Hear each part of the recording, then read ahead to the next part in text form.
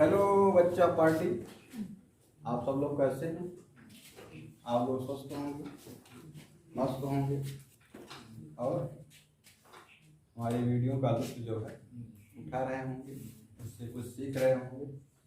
तो चलिए आज हम लोग इस वीडियो लेक्चर के अंतर्गत जो कक्षा 12 फिजिक्स से संबंधित टॉपिक विभवमापी का अध्ययन करेंगे और जानेंगे विभवमापी है क्या, इसका सिद्धांत क्या है, इसका सिद्धांत क्या है। तो प्यारे बच्चों, विभवमापी है वह एक ऐसा युक्ति है या एक ऐसा मशीन है जो क्या करता है, जो किसी भी सेल के विद्युत वाहक बल को ज्ञात कर सकता है, या जिसकी सहायता हमसे हम लोग क्या कर सकते हैं, किसी सेल के आंतरिक प्रतिरोध को ज्ञात कर सकते हैं, या फिर हम लोग जो है किसी भी परिपथ के किन्हीं भी दो बिंदुओं के बीच के विभवांतर को नाप। अगर दूसरे लाइन में हम लोग बोलना चाहें तो हम लोग कह सकते हैं कि विभवमापी एक ऐसा उपकरण है या एक ऐसा युक्ति है जो किसी भी परिपथ के किन्हीं भी दो बिंदुओं के बीच के विभवांतर को यथार्थ रूप से नाप सकता है। यथार्थ मतलब होता है शुद्ध जो है नाप सकता है। तो विभवमापी बेटा यही है। चलिए अब हम लोग बात करते हैं विभवमापी के सिद्धांत के बारे में। इसके बारे में सिद्धांत, इसका सिद्धांत जो है क्या है। तो सिद्धांत में प्यारे बच्चों हम कहेंगे कि क्या होता है, इसमें एक समान व्यास का लंबा तार क्या होता है, AB होता है। क्या होता है, एक समान व्यास का लंबा तार AB होता है। इस तार का सिरा A, इस तार का सिरा A एक बैटरी B1 के इधर कहाँ से जुड़ा होता है, धन सिरे से जुड़ा होता है। एक बैटरी B1 के धन सिरे से जुड़ा होता है और इस बैटरी का जो ऋण सिरा होता है या ऋण ध्रुव होता है वह कुंजी के धारा नियंत्रक RH के द्वारा तार के B सिरे से जुड़ा होता है, जैसा कि आप लोग चित्र में जो है देख रहे हैं। ठीक बेटा, धारा नियंत्रक की सहायता से धारा के मान को हम लोग क्या करते हैं प्यारे बच्चों, नियंत्रित करते हैं, अर्थात घटा बढ़ा सकते हैं जैसी आवश्यकता होती है।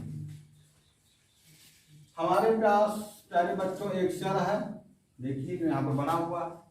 हमें क्या करना है, इस सेल का विद्युत वाहक बल सपोज कीजिए क्या करना है। ठीक है, इस सेल का जो धन ध्रुव है वह तार के A सिरे से जुड़ा हुआ है। हाँ, और इसका जो ऋण ध्रुव है वह एक धारामापी के द्वारा किससे जुड़ा है, चौकी से जुड़ा है। किससे जुड़ा हुआ है, चौकी से जुड़ा हुआ है। इस चौकी को हम लोग तार AB पर कहीं भी खिसका के स्पर्श करा सकते हैं। इस चौकी को A को हम लोग क्या कर सकते हैं, तार AB के किसी भी बिंदु पर हम लोग स्पर्श करा सकते हैं, टच करा सकते हैं। ठीक है, बात क्लियर क्लियर हो गया कि इसमें समान व्यास का लंबा तार AB होता है। तार का सिरा A बैटरी B1 के धन सिरे से क्या होता है, जुड़ा होता है और बैटरी का ऋण सिरा कुंजी के धारा नियंत्रक RH के द्वारा सिरे B से जुड़ा होता है। हाँ, आपने कहा धारा नियंत्रक की सहायता से धारा को नियंत्रित किया जा सकता है। हमने कहा कि इसमें एक सेल है जिसका विद्युत वाहक बल हमें मान लो ज्ञात करना है और इस सेल का धन प्लेट या धन ध्रुव बिंदु A से और जो ऋण ध्रुव है वह धारामापी के द्वारा जो कि जिससे जुड़ा हुआ है, जिसे हम तार पर कहीं भी स्पर्श करा सकते हैं खिसका करके।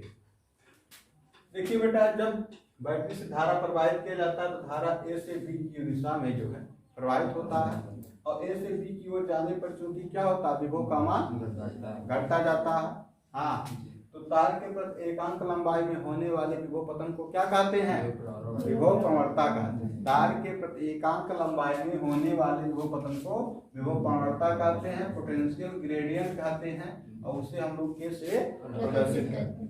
विभव प्रवणता को किससे प्रदर्शित करते हैं, K से बेटा प्रदर्शित करते, कोई दिक्कत नहीं। अब हम लोग कहेंगे, चलिए माना कि चौकी को हम लोग क्या करते हैं, हाँ, तार AB पर खिसका कर एक ऐसे बिंदु J1 पर क्या करते हैं, स्पर्श कराते हैं। एक ऐसे बिंदु J1 पर स्पर्श कराते हैं कि ध्यान दीजिएगा, एक ऐसे बिंदु J1 पर स्पर्श कराते हैं कि ए व J1 के बीच का विभवांतर, ए व J1 के बीच का जो क्या बेटा विभवांतर है वो सेल के विद्युत वाहक बल से कम, ए व J1 के बीच का विभवांतर सेल के विद्युत वाहक बल से कम। तो जो बेटा हाँ कम होगा तो क्या होगा, क्योंकि जो सिरा ये है हाँ ये कम हो गया, तो जो बैटरी से धारा आएगा क्योंकि बिंदु ए का जो विभव है क्या है J1 से अधिक है, इसलिए जो बैटरी B1 की धारा आएगी वो धारा मापी में कैसे प्रवाहित होगी, वो AE-J1 मार्ग से प्रवाहित होगी। तो किस मार्ग से प्रवाहित होगी, बैटरी B1 की जो धारा प्रवाहित होगी वह AE-J1 मार्ग से धारा मापी में प्रवाहित होगी। किंतु बेटा जो सेल है इस सेल का जो धन ध्रुव है वो किससे जुड़ा है, ए से जुड़ा है, तो सेल की धारा तो इसी दिशा में प्रवाहित होगी, सेल की धारा इसी दिशा में क्या होगी प्रवाहित होगी, यानी सेल की धारा किस मार्ग से बेटा ध्यान दीजिएगा, बैटरी की धारा AE-J1 किस मार्ग से AE-J1 मार्ग से धारा मापी में प्रवाहित हुआ, किंतु इसका धन ध्रुव ए से जुड़ा होने के कारण जो सेल की धारा प्रवाहित होगी धारा मापी में किस मार्ग से A-J1 ई मार्ग से धारा मापी में, यानी सेल की धारा इस दिशा में प्रवाहित हो रहा है और बैटरी की धारा इस दिशा से धारा मापी में।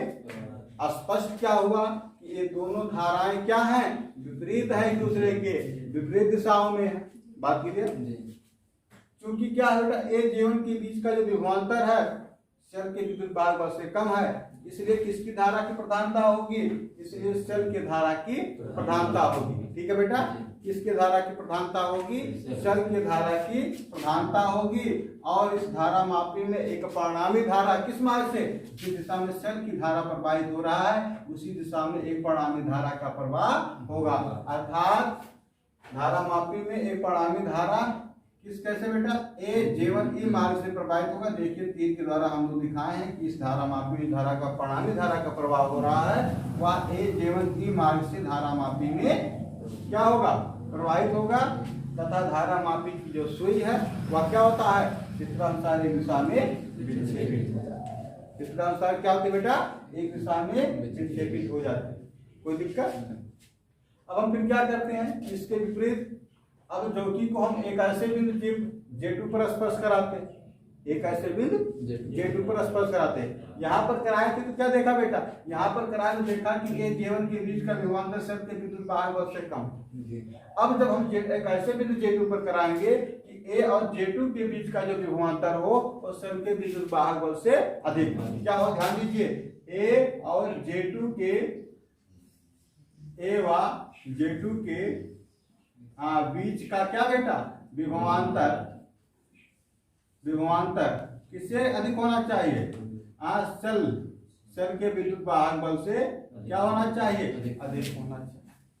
क्या होना चाहिए, सेल के विद्युत वाहक बल से अधिक होना चाहिए। बाकी है तो क्या कहेंगे इस दशा में जब ऐसा आप करेंगे A और J2 के बीच का विभवांतर सेल के विद्युत वाहक बल से अधिक होगा तो बेटा इस धारा मापी में जो धारा प्रवाहित होगा परिणामी वो किसका प्रवाहित होगा, क्योंकि देखिए इसमें परिणामी धारा सेल का प्रवाहित हुआ। क्यों, क्योंकि जब इसका विद्युत वाहक बल इन दोनों बिंदुओं के बीच विभवांतर से अधिक था तो इसका हुआ।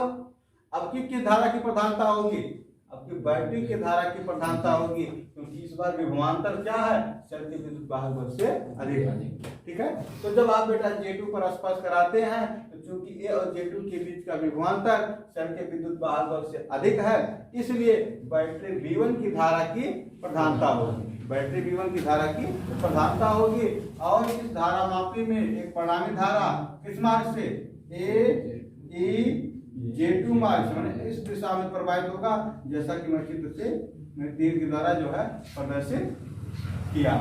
बात की है हाँ, तथा धारा मापी की जो सुई है क्या होगा, इसमें देखो इधर विक्षेपित हुआ था, इसमें क्या होता है बेटा इस दिशा में यानी इसके विपरीत दिशा में क्या हो जाता है विक्षेपित हो जाता है।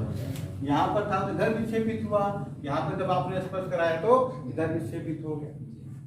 तो इससे क्या स्पष्ट हुआ, इससे स्पष्ट होता है कि J1 और J2 के बीच में कोई एक बिंदु ऐसा J होगा J1 और क्योंकि यहाँ पर कराए तो इधर विक्षेपित, यहाँ पे कराए तो इधर विक्षेपित, तो बीच में कहीं ना कहीं तो ऐसा स्थान होगा कि जहाँ पर अगर आप हम लोग क्या कराएंगे, चौकी को स्पर्श कराएंगे तो धारा मापी की सुई में कोई विक्षेप नहीं आएगा। होगा कि नहीं बेटा?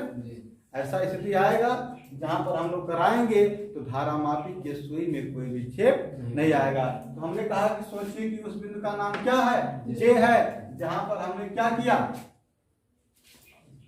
चौकी को स्पर्श कराया तो धारा मापी की सुई में कोई विक्षेप नहीं आया। इस बिंदु को हम लोग क्या कहेंगे, इस स्थिति को क्या कहेंगे, शून्य विक्षेप की स्थिति। क्या कहेंगे, इस स्थिति को हम लोग शून्य विक्षेप की स्थिति कहेंगे। ठीक है बेटा, शून्य विक्षेप की स्थिति कहेंगे।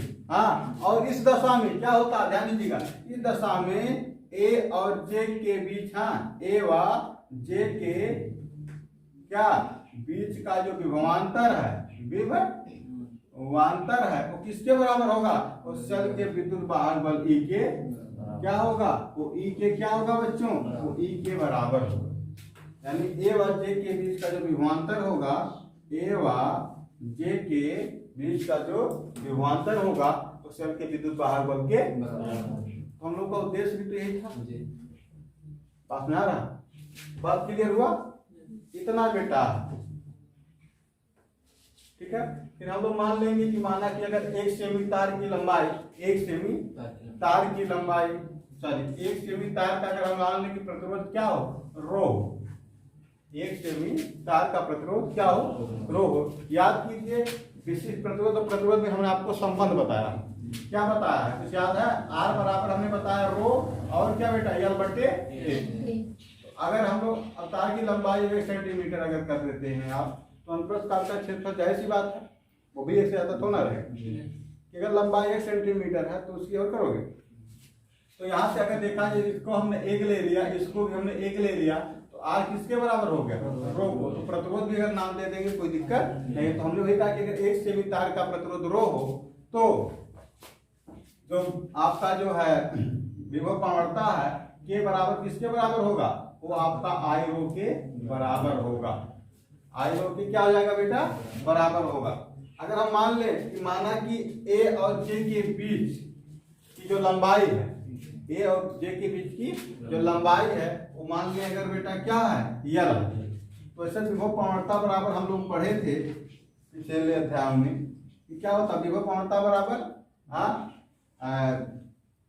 आप कह सकते हो कि मतलब डेल्टा बी अपान, याद कीजिए, डेल्टा यल भी कह सकते हो।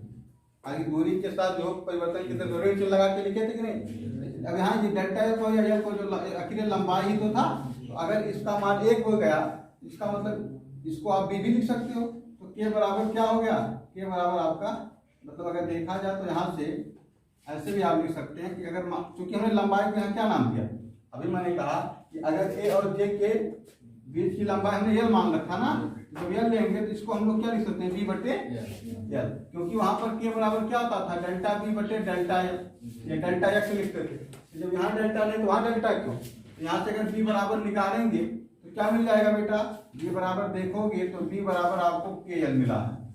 ठीक है, बी बराबर क्या मिल जाएगा, के यल मिल जाएगा। तो के बराबर आपको आई रो मिल गया और बी बराबर आपको क्या मिल गया, बी बराबर आपको के एल मिल गया। तो यहाँ से बी बराबर देखें तो आप कह सकते हो कि आई रो यल भी लिख सकते हो कि नहीं लिख सकते हो, बी बराबर है। क्योंकि आप बेटा जानते हैं कि जो शून्य विक्षेप की स्थिति में क्या होता है, शून्य विक्षेप की स्थिति में धारा प्रवाह एक प्रकार देखो तो नहीं होगा, तभी तो नहीं विक्षेपित हुआ। इसका मतलब क्या है, क्योंकि बराबर है तो चाहे विद्युत वाहक बल लिखो और चाहे टर्मिनल विभवांतर लिखो, क्योंकि दोनों समान होते हैं ना। आपको बता गया जब परिपथ खुला होता है तो टर्मिनल विभवांतर शेल के विद्युत वाहक बल के आखिर दो बिंदुओं के बीच का विभवांतर मतलब टर्मिनल विभवांतर ही तो है, बराबर होता है। तो उस स्थिति में हम क्या लिख सकते हैं, बी की जगह पे आप जो है, क्योंकि ई बराबर क्या हो जाएगा, बी हो जाएगा, इसलिए आप ई बराबर आई रो यल भी लिख सकते हो, या फिर आप ई बराबर चूंकि ये के है तो के यल भी आप लिख सकते हो। प्यारे बच्चों, यही क्या है, यह विभव मापी का सिद्धांत था। हाँ, तो शायद आप लोगों को हमारी वीडियो जो है पसंद आया। अगर हमारी वीडियो आपको पसंद आई है तो इसे आप क्या कीजिए, लाइक कीजिए, और अगर अभी तक आप हमारे चैनल से नहीं जुड़े हैं तो चैनल को सब्सक्राइब कीजिए और शेयर कीजिए। धन्यवाद।